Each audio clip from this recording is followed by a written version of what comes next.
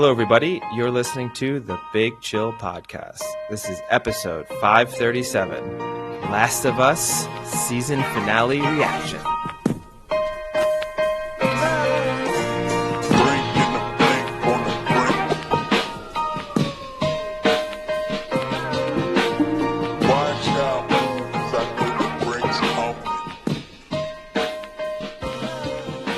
Hello, Big Chillians. Welcome back to the Big Chill Podcast. I'm Frank, joined as always with Eddie.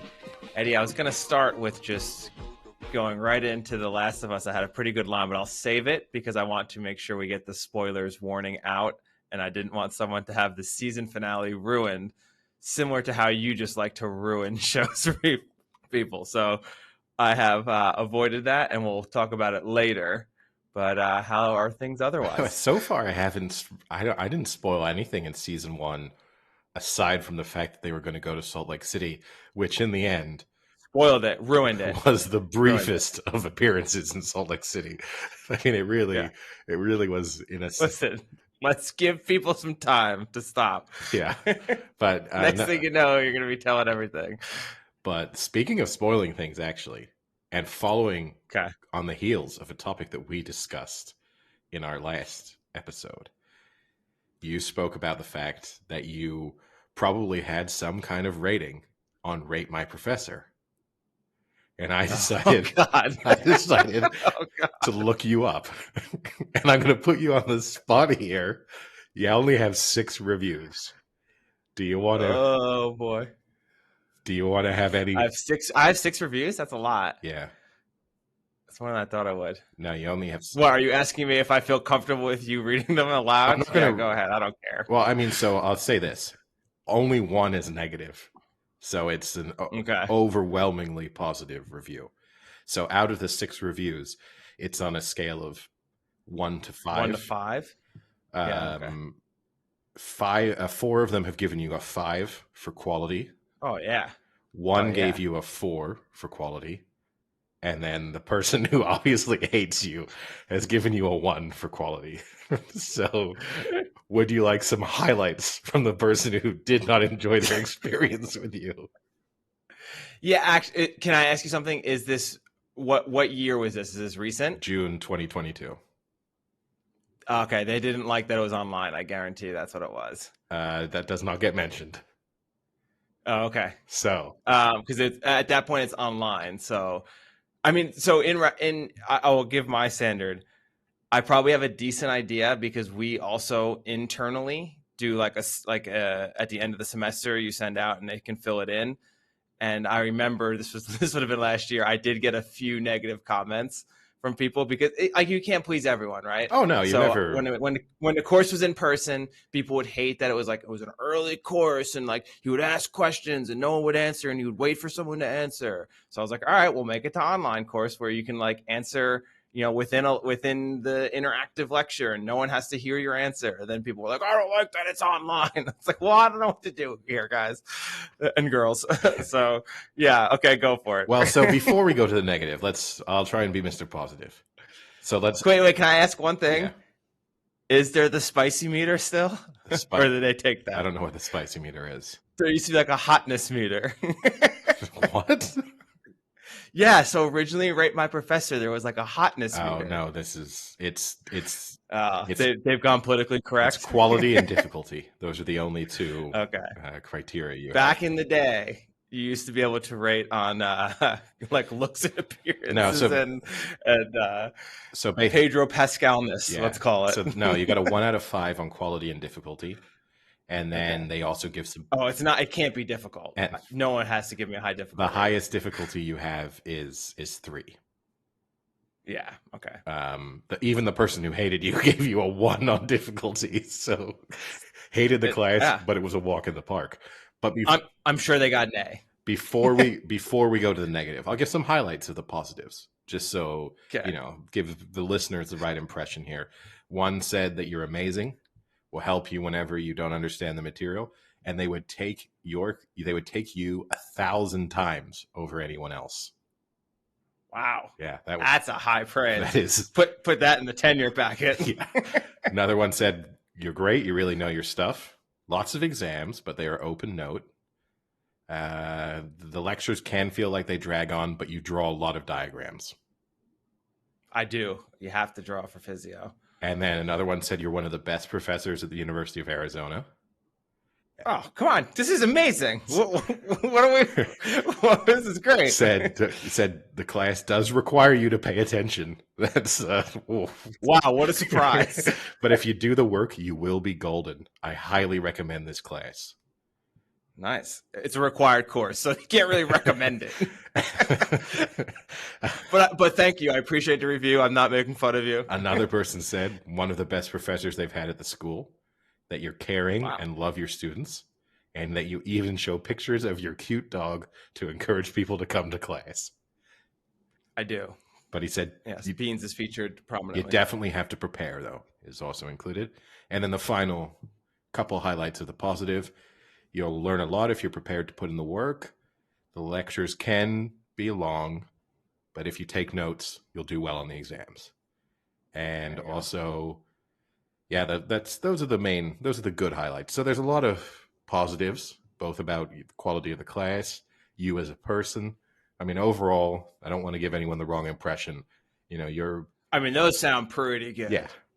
But then here comes the other shoe. let's hear the bad one.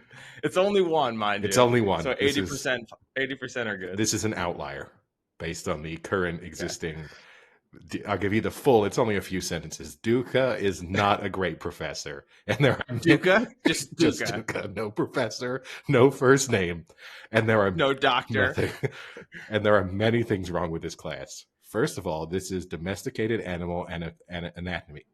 Domesticated animal anatomy. We talked about humans for the majority of the class, along with having very boring lectures and drawings that are impossible to understand. Even though grades never get put into the grade book, it's an easy A. So this person got an A. He or she got an A. Would have to assume, yes. And yeah, it is not happy. Well, I mean, there's not much I can do there. I can rebut this in the sense that most of the people taking this course have had no physiology training at all. So it's very difficult to go into domesticated animals, which have like extremely varying physiology amongst the species, without first having a baseline of what like the normal physiology is.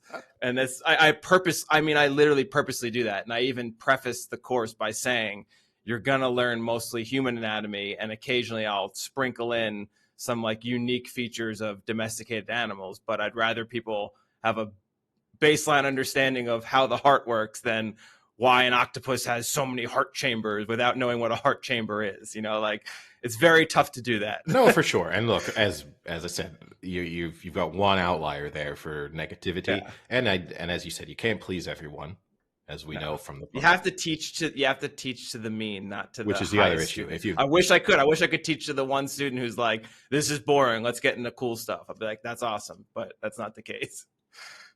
There you go. Anyway, that was, I thought, that's really good. Yeah, I'm gonna print those out and put them in my tenure pack. I don't know if they accept Rate My Professor, but when I took a look, I was expecting it to be positive because obviously, I know the quality of your work and that you're a nice person and stuff. So I wasn't expecting to see some just people ripping into you with every review, but I would not have brought it up had that been like 90% negative. That would have just... you could have brought it up. I really don't care.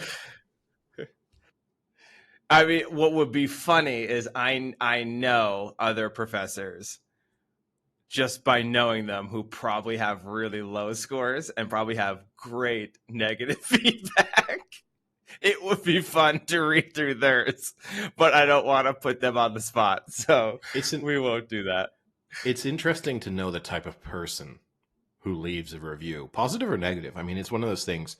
I'm a non-review person when it comes to anything. Like obviously on a one-to-one basis, if you asked me, like, what is that class like? What is that professor like? Then I'd be happy to say something. But I'm not the type of person who buys something online and then leaves a review. Just not in my nature. That being said, if you're listening to this podcast and you'd like to leave us a review, it does help us to gain more listeners with the algorithm. So this is what I will say. I am similar to you, and that I never leave reviews, but I highly rely on reviews. Like, one of my initial things, like if we're going to like a restaurant or something, I will instantly Google review it. And if it's got like just like low stars, it's like, no, this place ain't good. Now, there are definitely exceptions to that rule. So that's where it gets a little confusing, but you have to have like that baseline number. And it's really tough because then you have to like look within where you are. So like certain cities will be like the baseline is super low. So if like a restaurant's at like a 4.4, it's probably really good in some cities, but then other cities like a 4.4, when you compare it with other rankings, isn't that good. So you have to really put in the work. Like, you have to be decent at Google reviews to like understand them. The other thing though is I love wasting 15-20 minutes just reading people's reviews and seeing some of the reasons why they'll give it 1 star that has like nothing to do with the restaurant or the product or the place. It's just amazing. Like, it is great, like what people will give 1 star for that had nothing to do with the experience. Oh no, yeah, 100%. I agree with you. And also, I mean, I'm in the same boat. I'm so reliant on reviews. I wouldn't buy anything on Amazon without checking the reviews. Like if something doesn't have 500 plus 1,000 plus reviews on Amazon, already I'm skeptical about buying it. So like now the Amazon community, they do a good job with reviews. They'll like give pictures, they'll give like video demos. Like, you get some thorough reviews from Amazon people. They are dedicated. No, you do. And for the most part, like, if something's 4 stars, like a 4 out of 5 rating or a higher, then it's probably okay.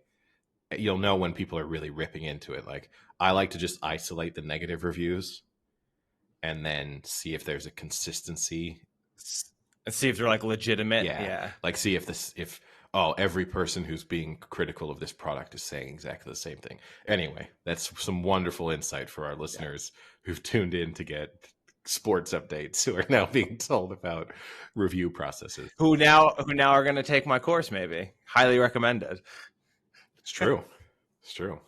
If you want to audit it, it's online. Go for it. There we go. But, leave a review of the podcast first. Really easy. Like, if you're listening to us on Spotify, you can just leave us a little 5 stars. Just helps out. Tells great podcast. They're terrible instructor. Or reverse.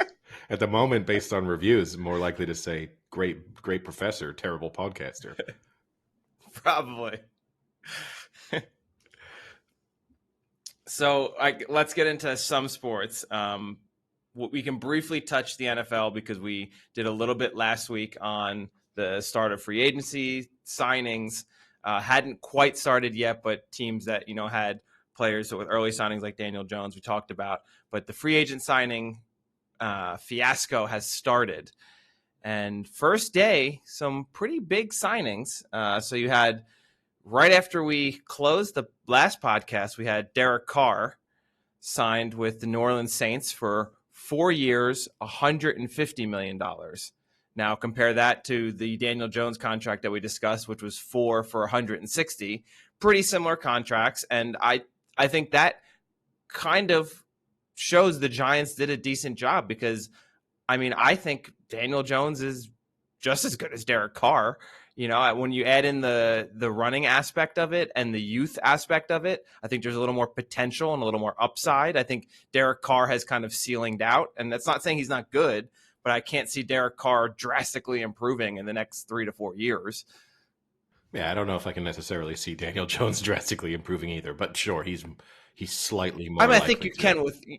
He's in a new system, new coaches, and that first year he did improve with them. So maybe you'll get a little more bump after another full year.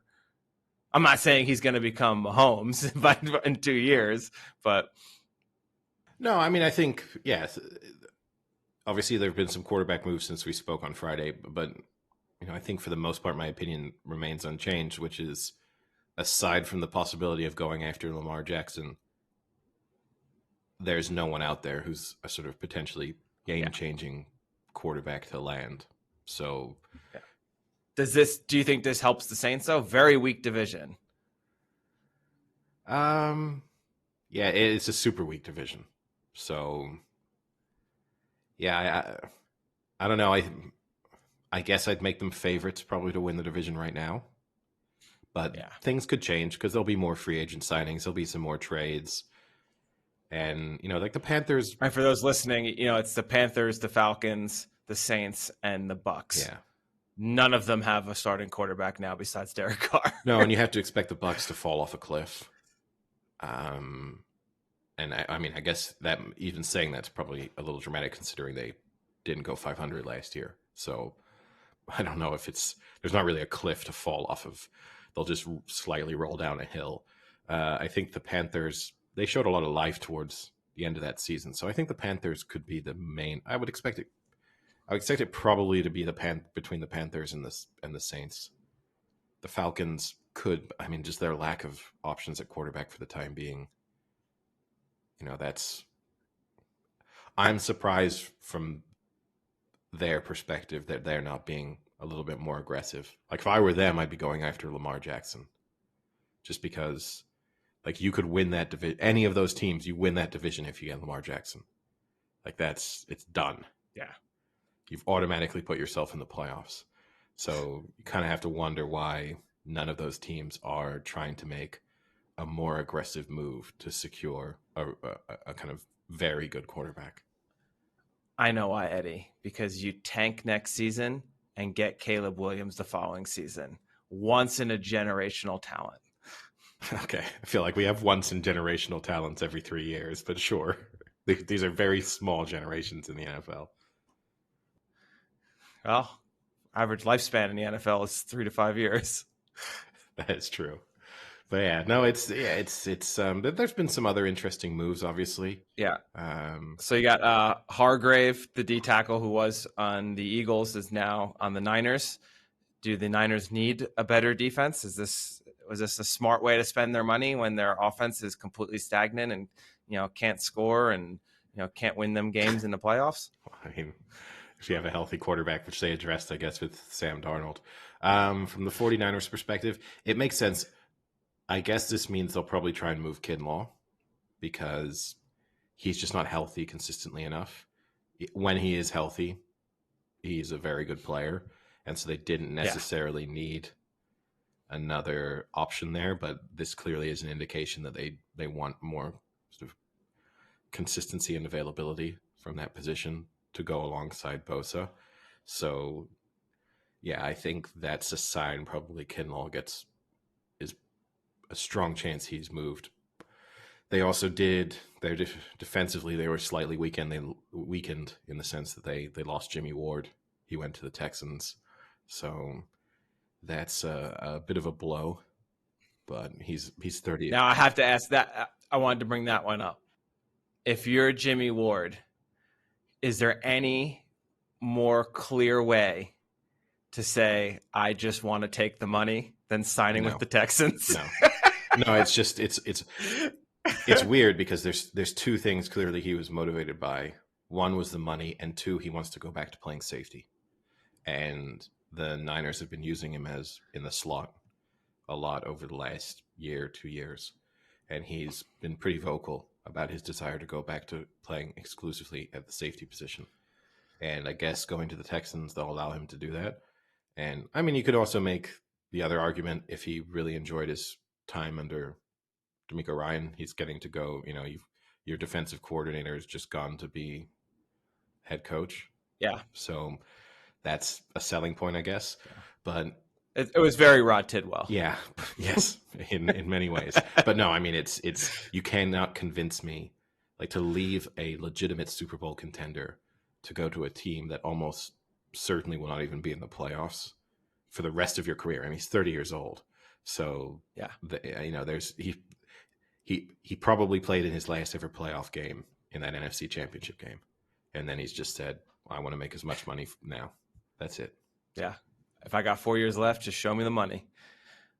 Kansas City Chiefs have a big one here because Orlando Brown, their star offensive tackle, is now a free agent, but they went and probably signed the next best O tackle in Jawan Taylor from the Jacksonville Jaguars. So it looks like Orlando Brown probably won't be a Kansas City Chiefs, and maybe they save some money kind of replacing. I think they're only like a year apart in age, so they're still pretty young. But Chiefs still prioritizing their offensive line, which is I think Mahomes will be happy to see.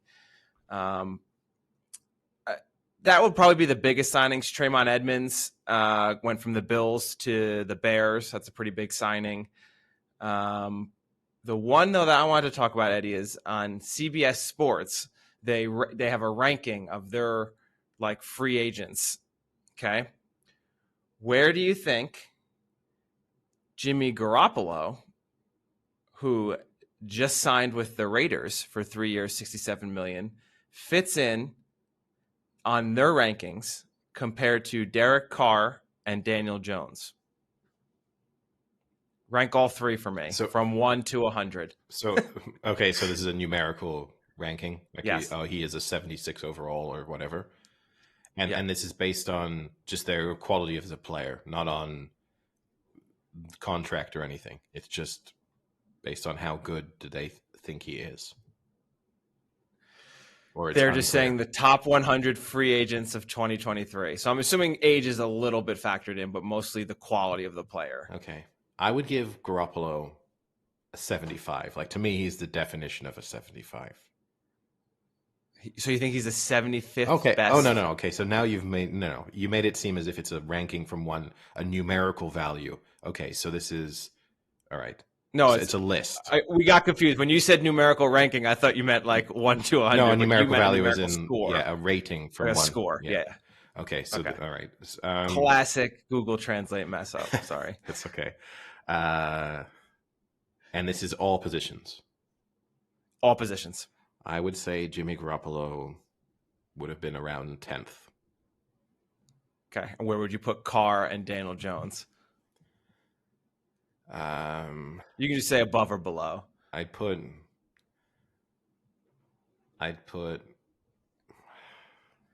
it's tough. I would put Derek Carr slightly below, and I would put Daniel Jones slightly above. Wow. Well, Eddie, you can just not take the Niners nations out of you, because they have ranked Derek Carr as the second best free agent. They have ranked Daniel Jones as the 9th best free agent, and they have ranked Jimmy G as the 34th best free agent. I mean, it's so tough without seeing the full list of free agents, obviously, right? Because I mean, I wouldn't have Derek Carr as the second best free agent, but it's also hard. They have Lamar Jackson's Carr, Hargrave, Darren Payne, Saquon Barkley are their top 5. Because it's hard, because it's also like, how do you weight the position? Yeah. Having Jimmy Garoppolo there doesn't really make sense, because obviously, it seems like they're weighting QBs high with Jackson, Carr, and Jones all in the top 10, but then they just forgot that Jimmy G also plays quarterback and just doesn't warm the bench. Where's Jimmy Ward on that list? Jimmy Ward was, I think, 30. Yeah. No love for Jimmy G, Eddie. No love for Jimmy G. I mean, it's understandable. He's consistently missed games over the last few seasons, but you are talking about a quarterback too who did look good when he played last year, for the most part. I mean, not spectacular, but good, and is a year removed from, nearly making a Super Bowl. So to be significantly behind a quarterback with no playoff wins, right? There's sometimes, I don't know. Which one are you referring to? There, specifically Derek Carr. Daniel Jones, I'll give him he has the benefit of youth to not be too critical about a lack of playoff wins. It's not totally fair. But Derek Carr has been around the league for long enough now where you can judge him based on a lack of team success. And also, he was in a situation with the Raiders where they were pretty aggressive in free agent signings to try and build a really explosive offense around him. And, they'd have games where everything looked good, but over the course of a season, it wasn't consistent. So I mean, the question is, if you'd stuck Jimmy G on these Raiders teams from the last 3 seasons, do you really think they're worse? Is he better than Carr? Yeah, I mean, he's not worse, is all I'd say. If he's healthy. I don't know. I mean, I think some games probably could have been better by not playing, but I don't think he's worse. Yeah, I mean, the issue with Derek Carr that you've seen, I think, throughout his whole career is he can have games where he is just spot on in the zone, can go toe to toe with like Patrick Mahomes for 350, like 34 out of 38, 4 TDs. And then he has games where it's like he's not even there. Like he's on the field, but you couldn't even tell he's on the field. He gets very hot and cold. He's not consistent. And I don't know, is that him or is that the Raiders? Is it that the Raiders haven't had great coaching and consistent offensive coordinators? So I don't know. Derek Carr is a very tough quarterback to evaluate in my mind. And I give him a lot of credit, right? His the little kind of joke he made about himself during the Pro Bowl events when he dominated the quarterback skills competition and made the joke about how it was sort of one of his best ever performances in Vegas. Like the self-awareness and the humility involved in that made me like him a little bit more. But yeah, I don't know. We'll see. This is again, he gets to go and play in a dome in a bad division, in a crappy division. Like he's got no excuses. We'll know by the end of next season whether or not he could say, okay, there's some sort of mitigating circumstances that explain his poor play over the last couple of years, which there are. But now we get to see whether they were significant enough or whether he was the real issue. Should we move on to the ever confusing mess that is the Premier League and the complete inconsistency of teams? Yeah, we can do. Yeah, obviously it was a weekend in which, Arsenal looked very good against Fulham, a Fulham team that was missing a couple of key players. So in the end, probably an easier match than other teams will experience against Fulham in the coming weeks. City kind of huffed and puffed against Crystal Palace, but eventually got there. Deservedly, but they definitely didn't. Yeah. They did not make light work of it. But yeah, I mean the weekend got off. I mean, it is cool though. I have to think at least, you have 11 matches left. In the last 5 each, if you combine Arsenal and City, they are 28 for 30 in points. So like they are putting up a high level performance to try and, I guess Arsenal to pull away and City to climb back. Not that they're far away. I mean, they're only 5 back, but it is impressive that they're both right now, at least in the Premier League, firing on all cylinders. No, and this is the interesting thing, because over the last few seasons, this is what we've become used to, because we've watched Liverpool and City go head to head in kind of similar circumstances and down the stretch, both of them to be pretty much perfect. And I do agree with you, people don't really appreciate it. I don't think we appreciated it enough last season when both City and Liverpool, for the final sort of 10 matches, neither one was putting a foot wrong. And then, we may well be about to, well, if we do see it again, I think people won't appreciate it enough. But also, if we don't see it again, I think people will be overly critical of, just because we just factor it in now, like, oh, well, City will win every match except for maybe when they play Arsenal or like a couple of other teams. And of course, Arsenal should beat everyone except for when they go to City and maybe a couple of other fixtures that they have. And the reality of it is that, like all of these matches are pretty tricky ties. And especially when you look at the bottom of the table, there are a lot of teams fighting for their lives. And so you're not going to get easy matches with 6-7 matches to go. Every team is going to put up their very best effort. There's normally in the final 3, 4, 5 matches, you might think there are a few teams who have one eye on their summer holidays because they've not got a lot left to play for. But this whole season the league table is so compressed. It's only going to be a couple of teams who have legitimately nothing to play for with a few matches left. I mean, there's going to be a few looking over their shoulder, and there's going to be a few thinking if we string a few wins together, we could scrape the European places. So, it's going to be interesting. But yeah, I mean, the big talking point in terms of the team that shows absolutely no consistency was Liverpool. Well, that's what I was going to say. I was going to next transition into getting those European places, because that's where I think chaos is ensuing, where you have, a team like United who looked like they were, just cruising and or won from their last two matches. And then you have Spurs who seem to look like they got it together with 2 straight wins and then a loss, but now they get, one again. Like, it's so inconsistent, the back and forth between some of these clubs. Newcastle looked like they were going to just fall apart and won this weekend. So maybe they're going to get back on track. Liverpool, like you mentioned, is just a fucking roller coaster of a disaster if I've ever seen it. And dare I say, Chelsea are heating up. Yeah, that might be a little bit of a stretch. I mean, Newcastle will know what's going to happen in the next 6 matches, basically, because they play both United and Spurs. They've got these 2 games in hand, so it becomes a little bit, kind of look at the league table and how do you factor that in? You can't just put an extra 6 points there because they're just not that type of team. But we'll know within the next 6 matches if they, lose both of those matches. If they lose both against United and Spurs, they're out of the race for the top 4, I would say.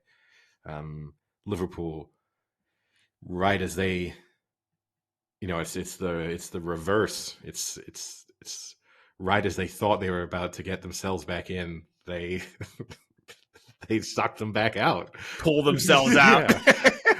So they, everything you would have put going to get the chance to play Bournemouth right on the heels of beating United 7-0, that would have it's inconceivable that they would have lost, and then to lose 1-0, to have Salah miss a penalty at a crucial moment.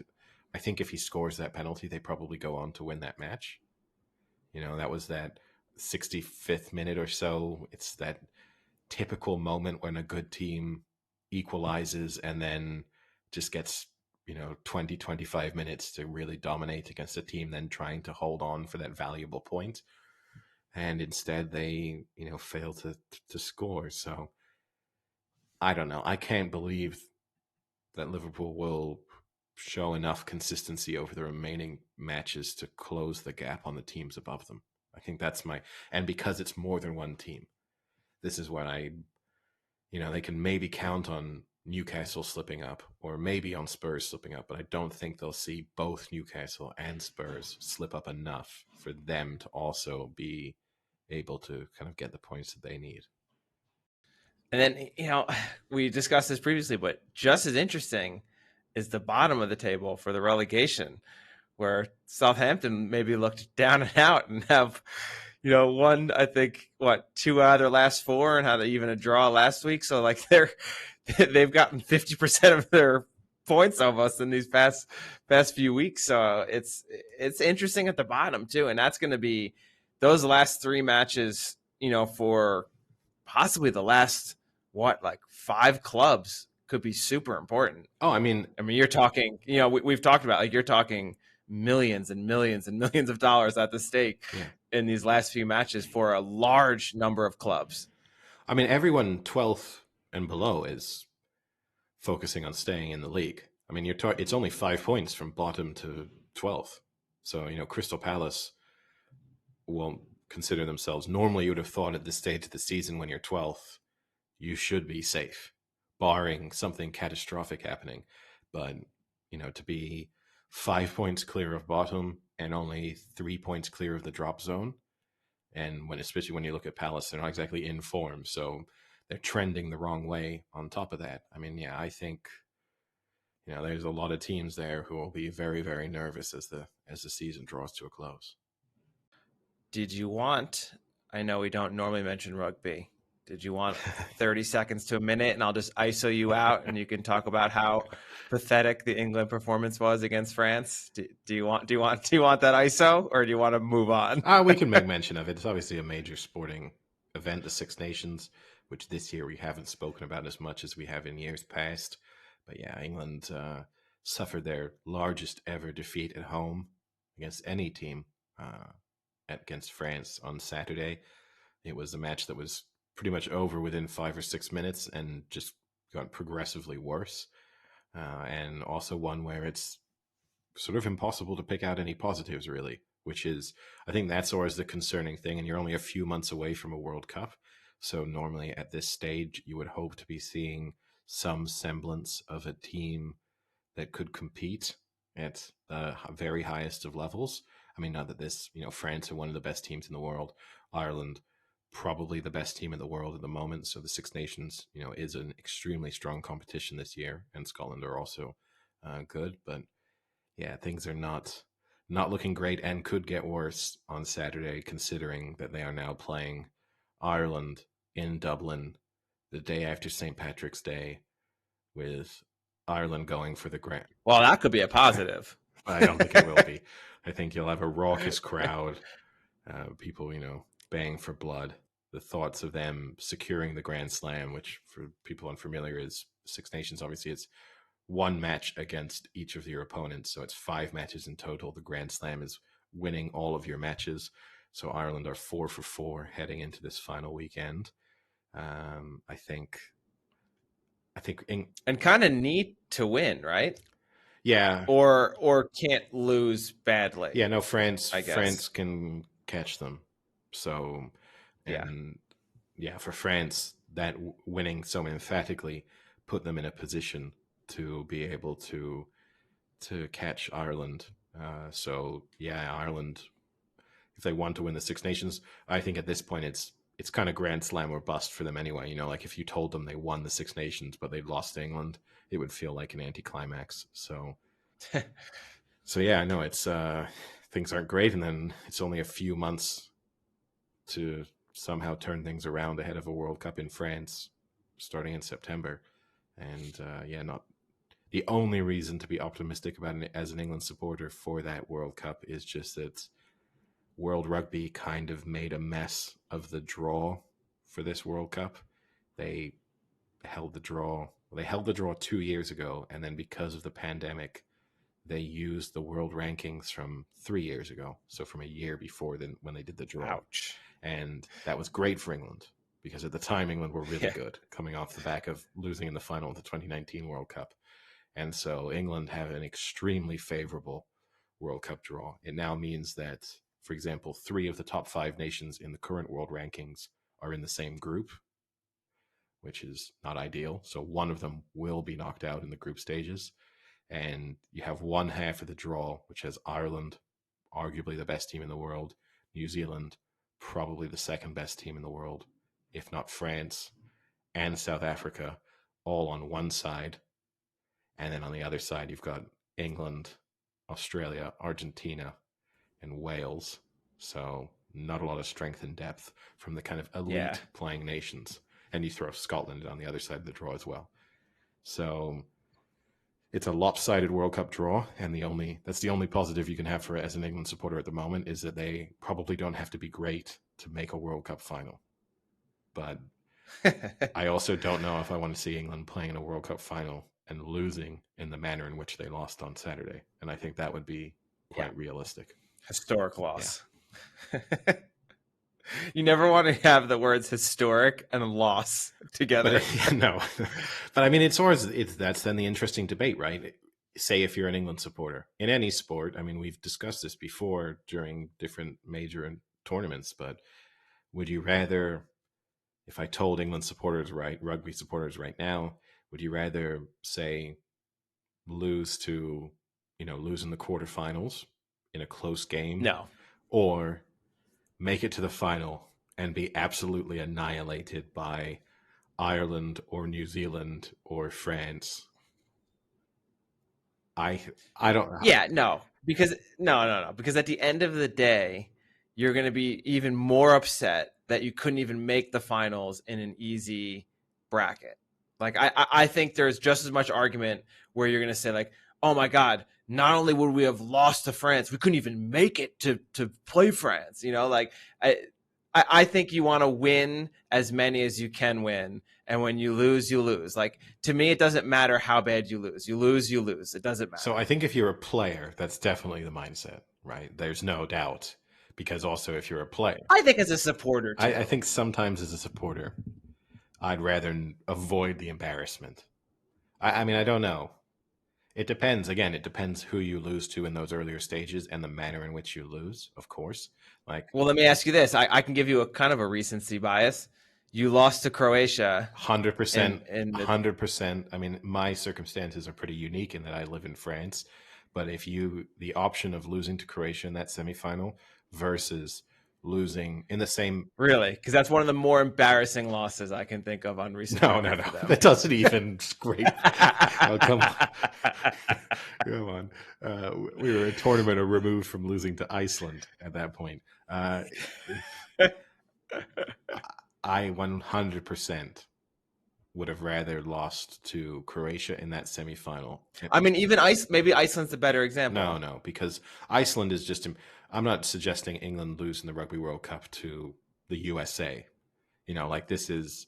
We're talking about still losing to like Australia. Cold-blooded. Well, no, but I'm saying like I know. A historically significant, relevant rugby playing nation you're losing. Like if they lose to Australia, who are not by any stretch of the imagination great at the moment, but still you're not embarrassed by that. But as an England football supporter losing to Iceland, a country of their size, it's hard to not be embarrassed. But yeah, no, going back to that 2018 World Cup, if the choice was lose to Croatia in the manner in which England did, or make it to the final and lose 4-1, 4-2 to France, in my situation, semifinal every day of the week, I would still be listening to people tell me about that final if that had been what had happened. I mean, when I was out in a bar on Saturday watching it, the French were crowing, talking about that's just because you don't have any Croatian friends. No, but it's just different. The French just love, they. And I just told one of them, I had a couple French people talking to me in the bar after the match, and they, oh, this must be so embarrassing for you. I said, you know what? I'm going to pull the same thing you would pull if this were England beating France in a non-major tournament. You hadn't won at Twickenham since 2005. So, well done on finally winning. And also, you've not won a World Cup. I've seen England win a World Cup. So, this is your Mount Everest. To me, I won't even remember it in a few years. Well, I'll just have to make sure you remember it then. Well, you won't remember it. You've got CTE. You'll be that'll be long gone from your memory before it's gone from mine. But speaking of head trauma and injuries and recovery rates, should we move on to throw in a spoiler warning? I'll have to get like a soundboard drop that we can use for what's the sound for a spoiler? Well, I could get someone saying spoiler as a pre-recorded like spoiler warning, warning. Maybe something slightly better than that, but sure, along those lines. But yeah, no. Should we discuss the? So my opening line, Eddie, was for The Last of Us now, which we're going to discuss, was who had the better performance? You've had the MJ flu game, you had the Mahomes high ankle sprain Super Bowl, and now you've had the Joel sepsis stab wound / butt of the gun to the back of the head concussion John Wick style massacre. What's the best performance? So what bothered me slightly is that they clearly some significant time had to have elapsed between the two episodes. For sure. Because they covered... The weather has changed. But I mean, they also covered a pretty sizable bit of ground on foot, seemingly. They would have had to trek across mountains. So and I wish... And unfortunately for them, they just missed the NBA All-Star game, which Joel probably would have hated anyway, the lack of defense, but just a few weeks removed. Okay. Try to track, like, yes, in a different universe, yes. I mean,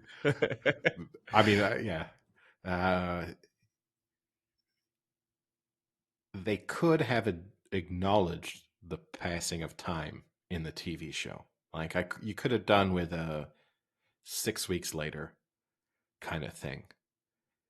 Because you also then got slightly thrown off with the flashback to Ellie's birth, which at first you're not really sure what's going on. Like, is this a character in present day? Are they about to stumble? Like, I was watching that thinking, are we about to see them save this random person and then she's a new inclusion in the gang? You know, like you kind of don't know where you stand at that moment in time. Then you realize it's a flashback. Then you got like a rom-com on your hands. Joel, Ellie, and a baby. But yeah, then you see the flashback, and then they're in Salt Lake City, and there they are. Yeah. So real quick, then just to go into that flashback, really cool. I'm sure at this point most people know, but for those who don't, Ellie's mother was played by Ashley Johnson, who plays Ellie in the video game. So a really cool tribute that like the person who played Ellie is giving birth to Ellie in the TV show. And overall, they've done a really good job of, I think, incorporating all of the video game actors into the show. So you had Joel, Tommy, now Ellie, and Marlene is Marlene. It's the same character who's played the game and in the show.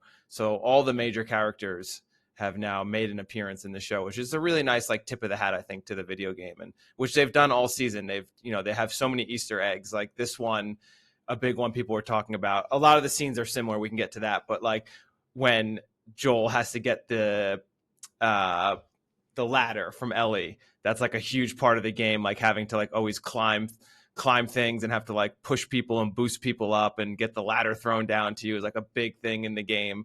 So a lot of people were happy to see things like that kind of incorporated into it. So I think that was a really neat job they did throughout the season. So that was cool. Yeah, you're Mr. Positive. So, but no, I do. They gave a good video game vibe to it. You could tell at different moments in time, and I know that the giraffe thing was like a big deal for a lot of people. Real giraffe. By the way. Wait, what? That was a real giraffe. It wasn't CGI. So she really feeds a real giraffe. That was filmed.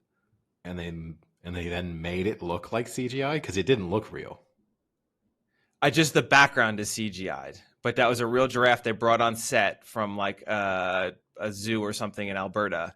His name is Nabo. Interesting. Then they messed up because it didn't look real. So they managed to kind of deep fake us with a real giraffe there.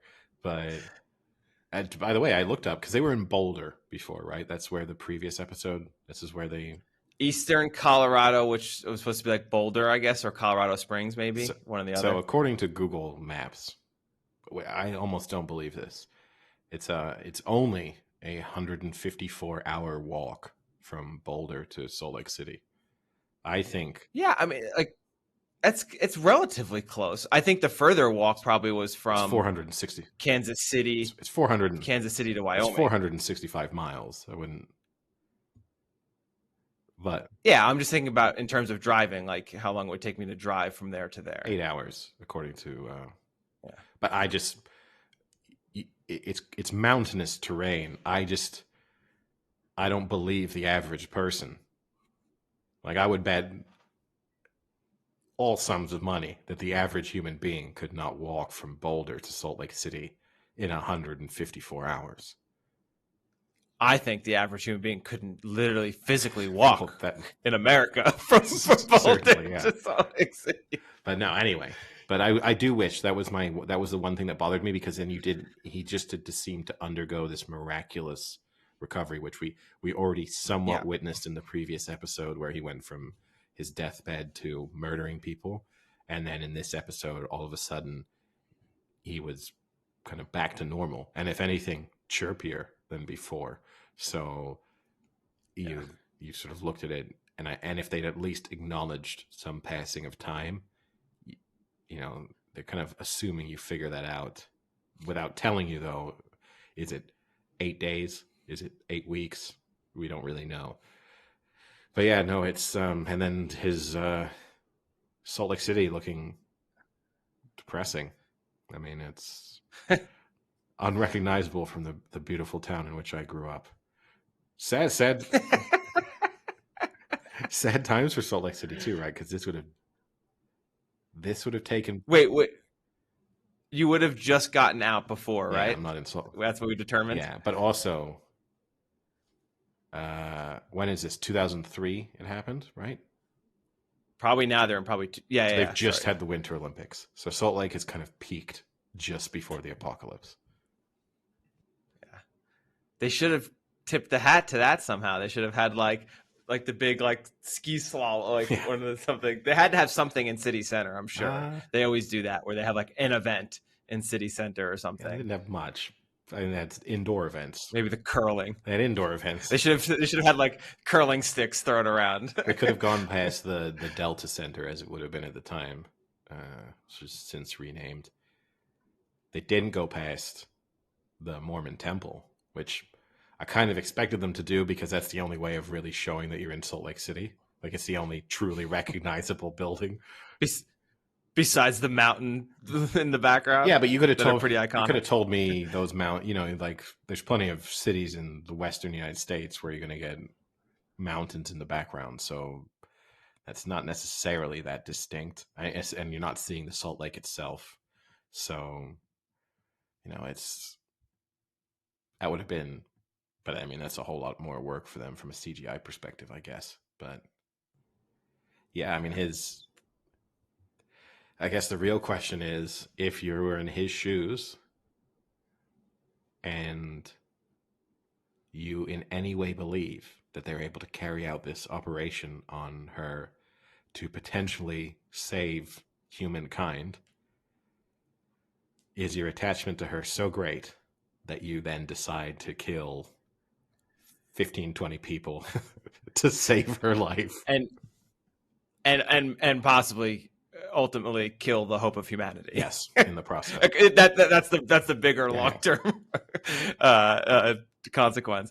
I mean, so we can get into that in a little bit, which I think, already being two white guys doing a sports podcast, might be cliche, but neither of us have kids. So I don't think we're either in the right mindset to be able to.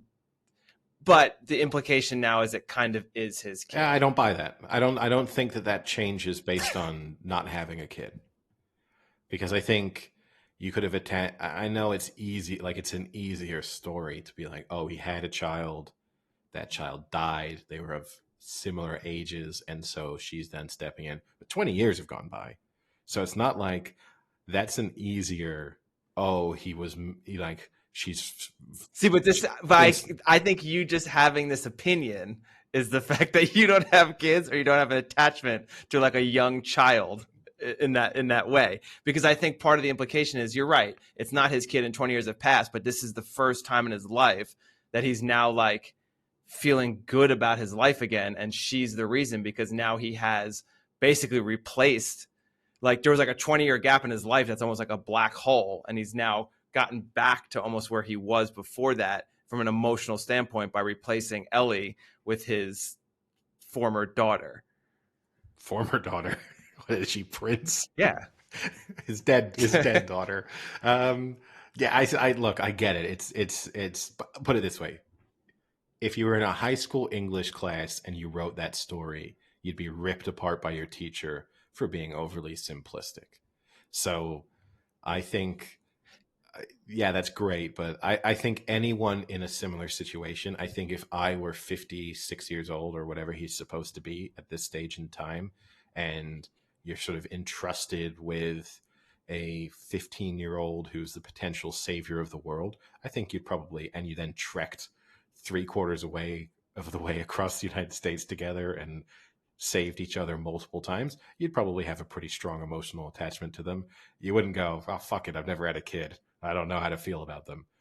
So I think that would happen either way.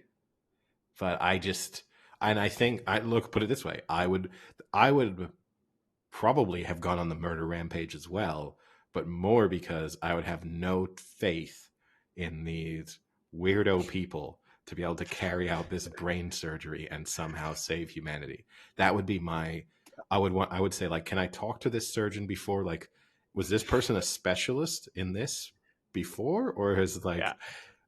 Like, this is something we definitely need to address because so we're jumping into so many different like good talking points. Let me just go back to the first one, and then we can discuss the potential quack doctor. I think I don't know what I would do from a perspective of if I were Joel and had lost a daughter, and now I have this person that I'm trekking the country, have saved multiple times. She saved my life multiple times. We've clearly formed a crazy good bond, and in his head, you can tell he like sees the similarities between them, and he's just kind of like connecting those neurons a little bit.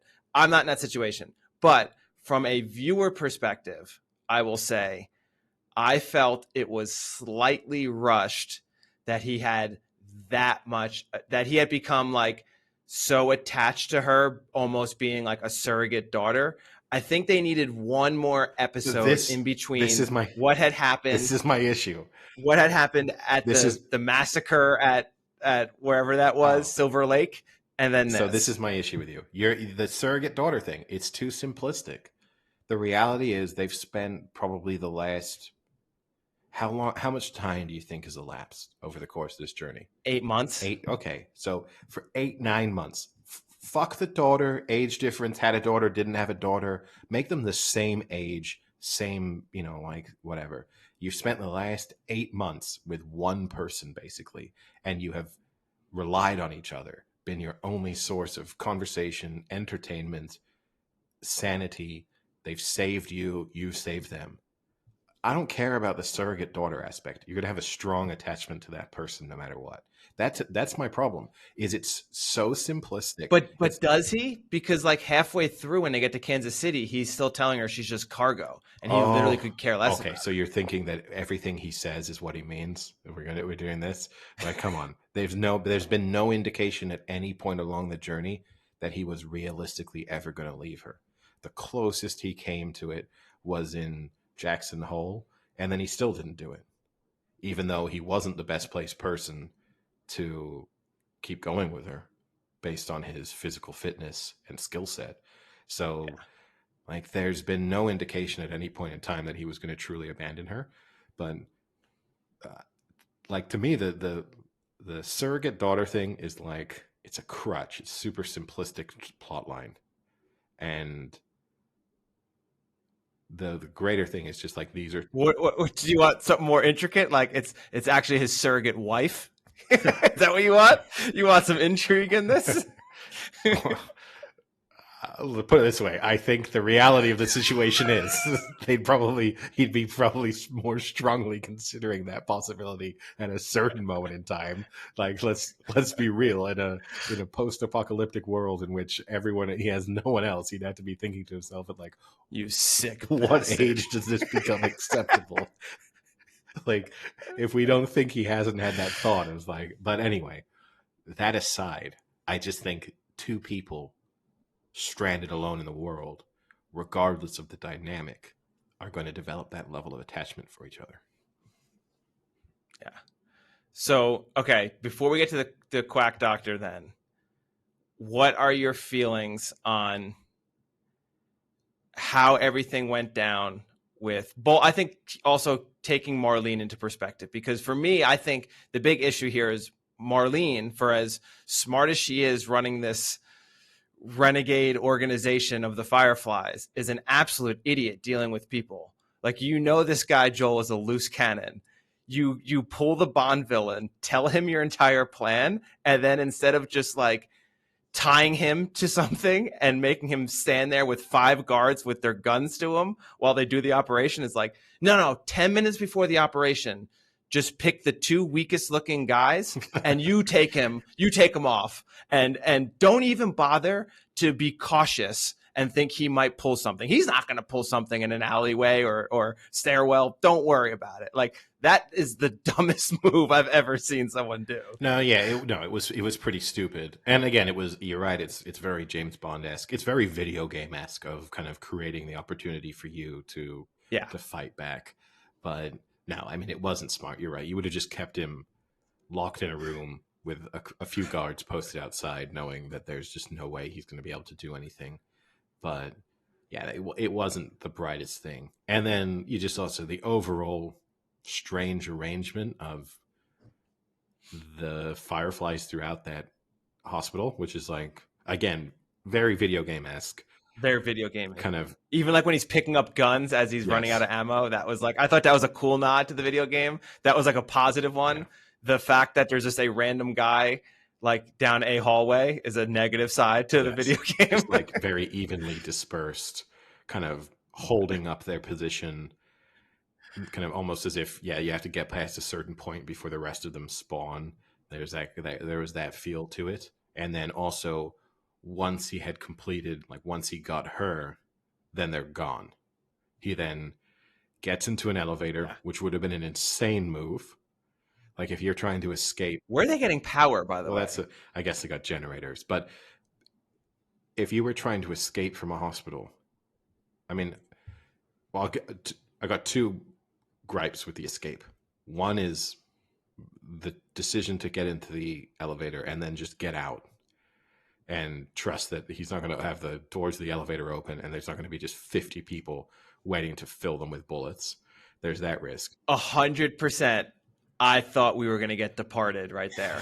I like in my mind, I instantly went to, I was like, oh shit, we're going to get Departed. We are going to fucking get Departed. And that, like, I still never forget the first time I watched that and that happened. Like, it was so amazing in that one. To have it repeated on an HBO show would not have been as amazing. It would have been kind of like pathetic to redo that. But I still kept thinking like this elevator is going to open and boom, Joel's dead. I can see it right now.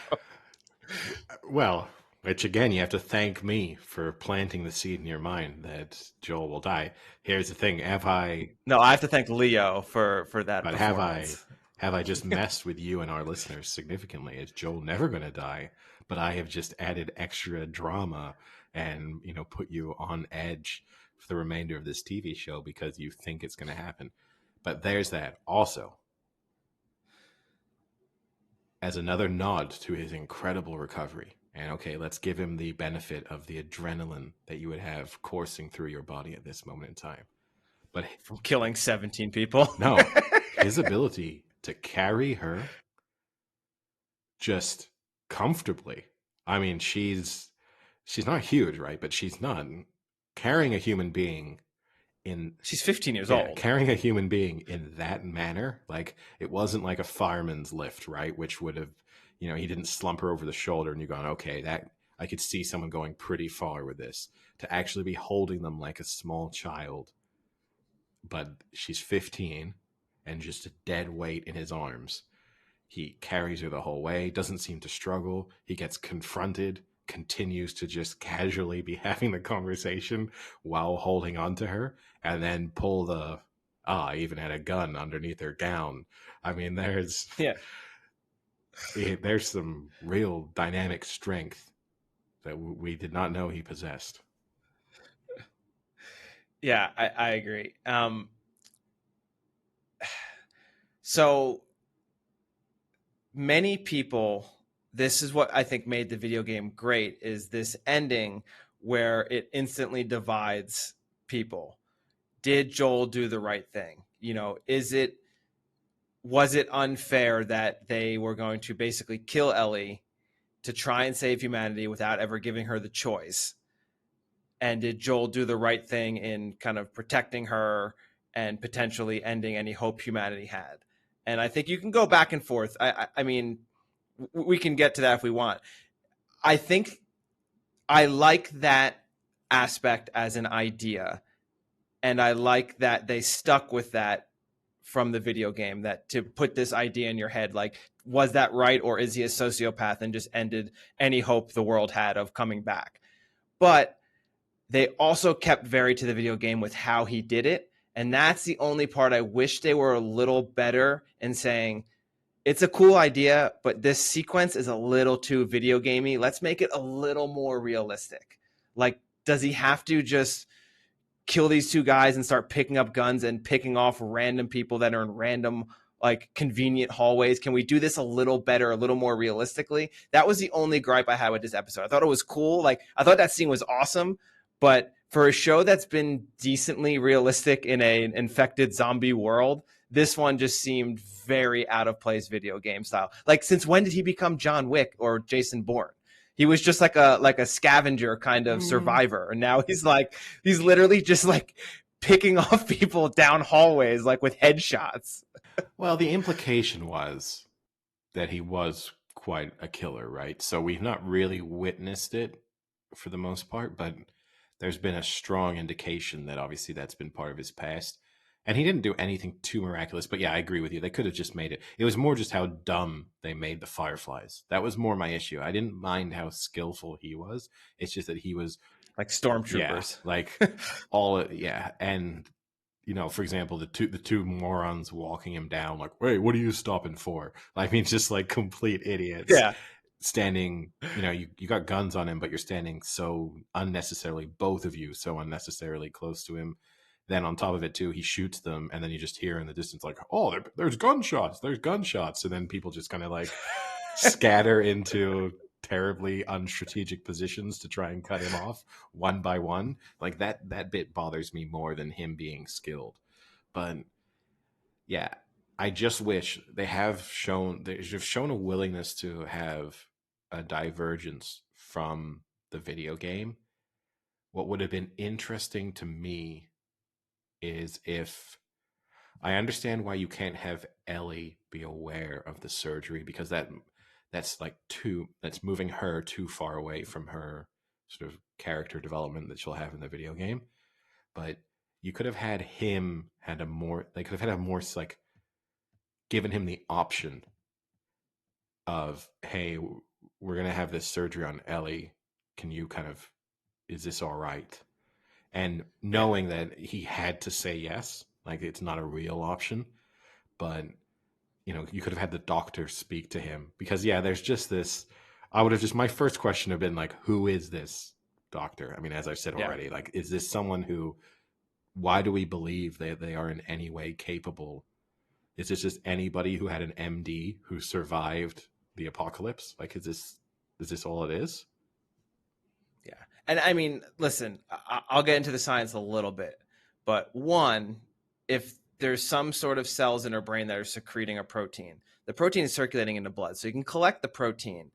The implication is you probably don't have the necessary equipment to then synthesize and produce that protein. So they want to get the actual cells so then they can grow those cells to naturally produce that protein and then collect it.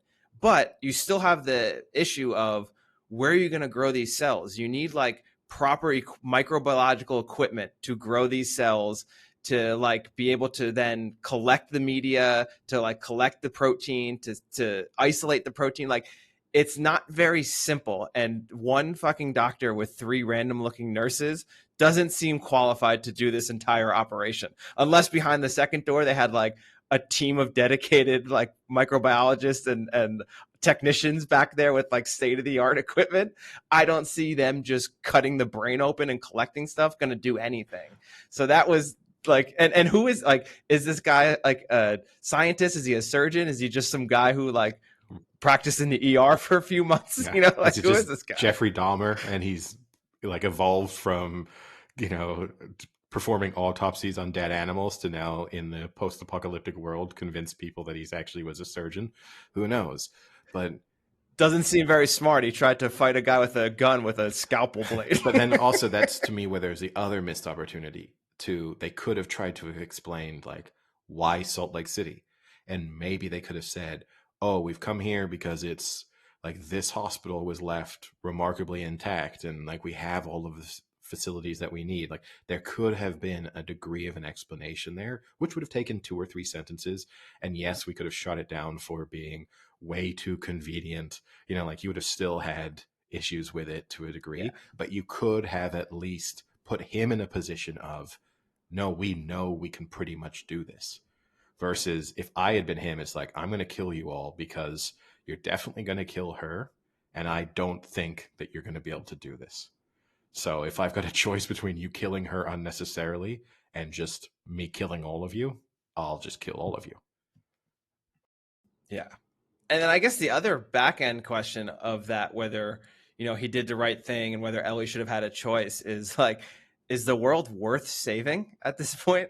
Like, is there any chance that if they save it, they can get back to any state of resemblance of what it was? I mean, I think at this point it's lost. Well, it isn't though, right? Because we've seen enough signs that there's these kind of pockets of humanity, and you have to imagine that there are places like Jackson Hole everywhere. For all we know, I mean, they've not really shown us.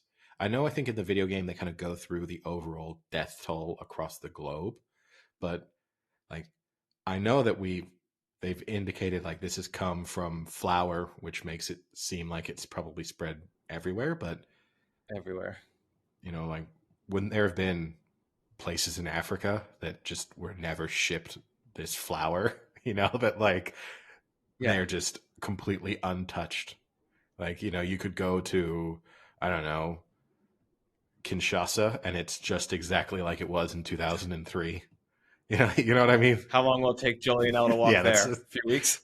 Probably, 12 minutes in an episode. But, like that to me is the one thing that I could see some hope for humanity.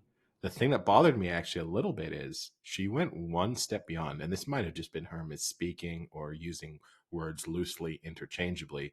She didn't just say this was going to be a vaccine. She specifically said this is a cure. So was the indication going to be they were just going to try and now run around and like inject the zombies and like they were then going to go back to being normal people? Like they were going to go through some recovery process? Were they going to be brain dead? Like what was going to happen? Were they going to all their organs were going to be revitalized? No way. Like, what was supposed to happen there? They're going to remove the fungus. They're going to have surgeries and remove the like fungus from their faces. Thick fungus growing everywhere. Yeah, what happens to a bloater? The other issue here, like what does that person turn into? He goes back to being Dwayne Johnson. Yeah, that's just The Rock. So, I mean, the other issue with that too is you still have these extremely difficult to kill zombies that you're going to have to deal with. I mean, that's a decades long purge right there. That bloater took out the entire group in Kansas City. He was just ripping heads off. Like now you're going to have to save humanity at the same time successfully fight them off where they've been unsuccessful. Like they haven't at all made a push at getting rid of these infected. So that's my concern with like, can you bring it back? Because will you ever be able to get rid of all these infected that are just roaming and ripping heads off?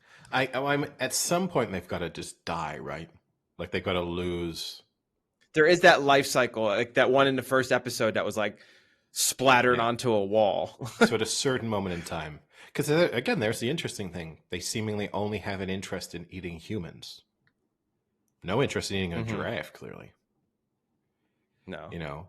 But then there's a larger question that has to be asked, which is is this God's plan? Yeah, that's the bigger picture, which we'll never know really, or at least we just have to believe ultimately it is. But the bigger, like, there's a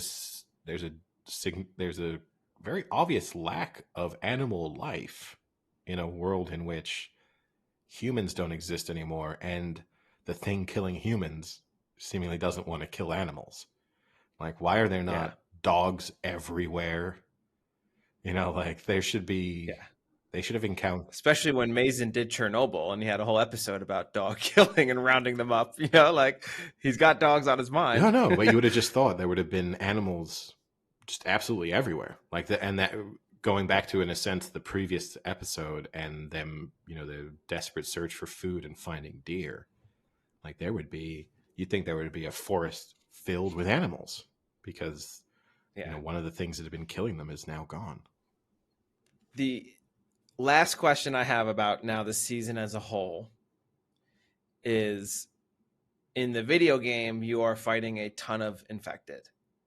In the show, I would use the word barely saw infected. Do you think there should have been more infected and scenes where they had to fight infected?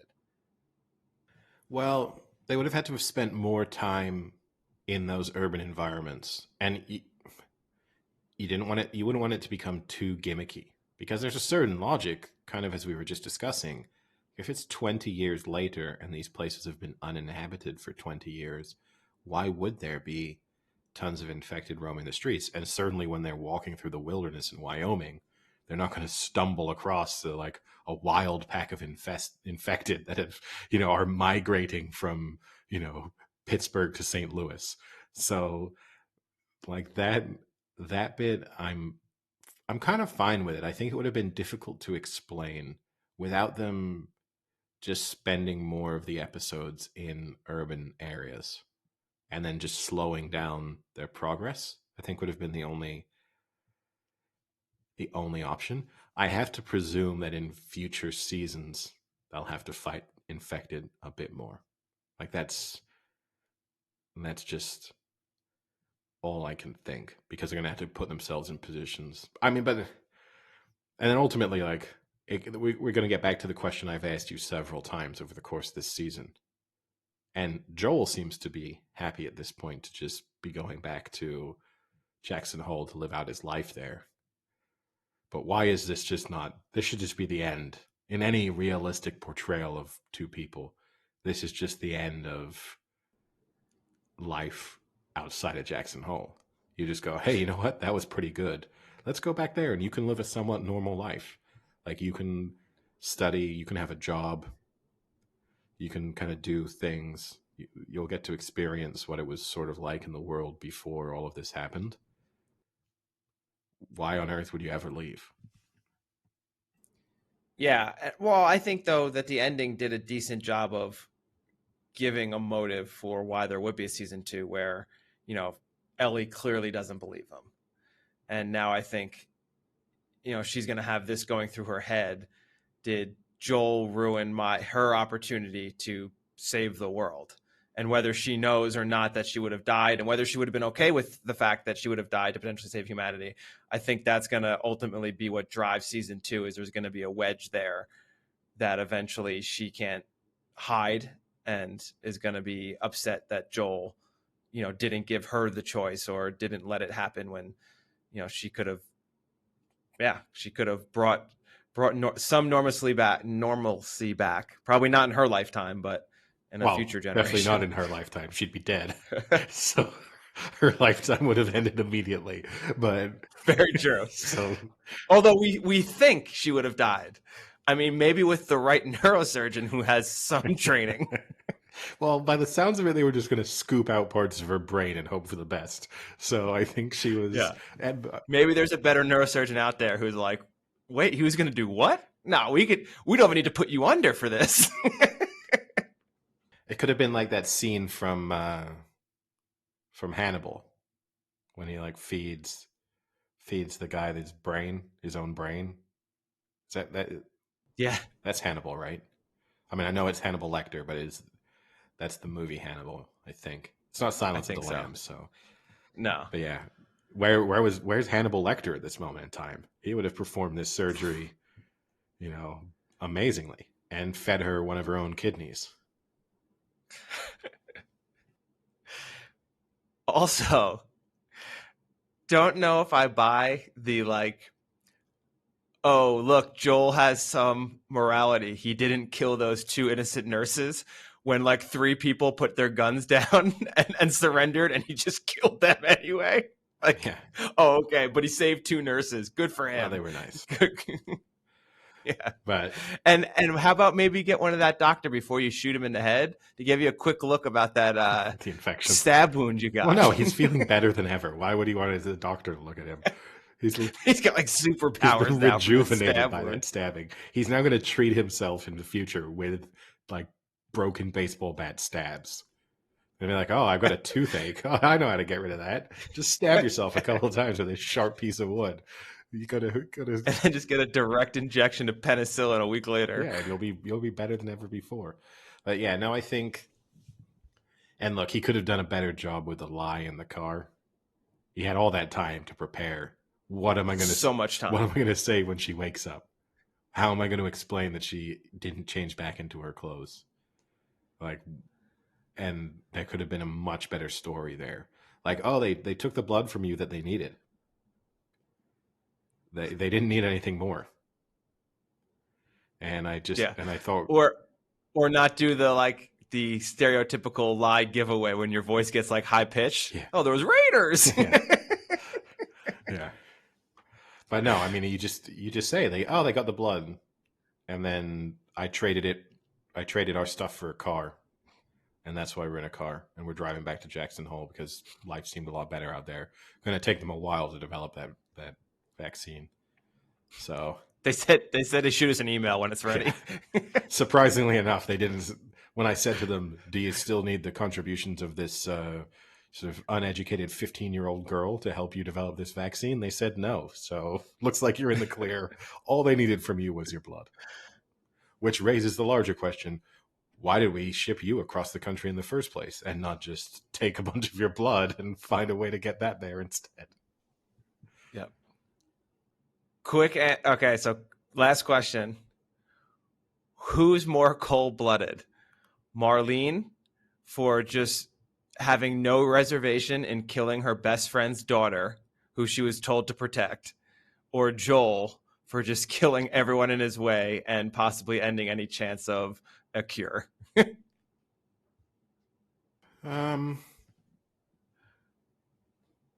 Joel. Because there's less justification for what he's doing. Like, ultimately, she's making a difficult decision, but one you would say is morally correct. Again, assuming that there's a realistic possibility of this somehow working. And the percentages probably don't even have to be that high. And that's the reason why it's a shame that they didn't just give a little more. Yeah, info. Like, we actually have someone capable of doing this. Like, just so happens one of the world's specialists in blah, blah, blah is here. And we have all of the facilities that we need. Because, because if you even said it's a 10% chance, obviously that's worth doing. Like, I don't even know what percentage it becomes. Is it 10%? Yeah. Wait, 10% what? 10% she survives? No. Or 10% that it works? That it works. 100%. If you tell me 100% she's dying, but there's a 10% chance it works, I think you have to. We're talking about saving humanity. I think you have to. I mean, you could tell me 5%, you probably have to do it. 2%, you probably have to do it. You might even have to say 1%, you probably have to do it. But if you're telling me that it's some quack who's never performed surgery before, who thinks he can cut something out of a brain, then I'm not doing it. Oh, big take-home message here. Don't let Eddie babysit your children. He will give them up for a 1% chance of something successful happening. No, not something successful. Saving humanity. Not something successful. Winning a 13-leg parlay. That baby is gone. Yeah. Just a spin on the roulette wheel. I like my odds. How old are you, baby? 7 months. Put it all on 7. All right. I think with that, we can wrap it up then. I'll talk to you later. Sounds good. See you. Cheerio.